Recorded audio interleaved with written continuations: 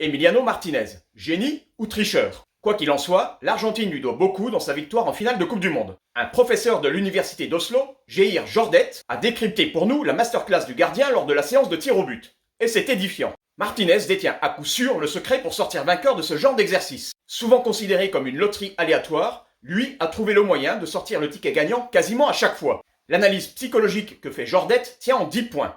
D'abord, devenir le maître de la surface de réparation. Durant le tirage au sort, le gardien est déjà dans la surface pour marquer son territoire. Et il y attend Yoris, comme s'il accueillait un visiteur chez lui. Tu es chez moi, ici, prenant d'entrée un ascendant psychologique de par son assurance. Deuxièmement, la pseudo-gentillesse. Il vient serrer la main d'Hugo Lloris, et même de Kylian Mbappé. Une marque de politesse et de respect bien abusive, servant plutôt à déstabiliser son adversaire et à lui faire baisser sa garde. Cette ambiguïté est évidemment une stratégie de déstabilisation. Troisièmement, tester les limites de l'arbitre. Ce n'est pas le seul gardien à faire ça, mais lui en a largement abusé au cours de cette séance. Au moment où Mbappé vient placer son ballon, Martinez se met à gesticuler et réclame auprès de l'arbitre qu'il vérifie le placement du ballon. L'arbitre s'exécute et répond d'ailleurs par un pouce en l'air. Quatrièmement, continuer de faire pression sur l'arbitre pour avoir gain de cause. Quand c'est au tour de Kingsley Coman de tirer, Martinez continue et demande à nouveau à l'arbitre que le ballon soit replacé correctement sur le point de pénalty. Il obtient à nouveau une réponse favorable. Il sait maintenant que c'est lui le maître de la surface de réparation.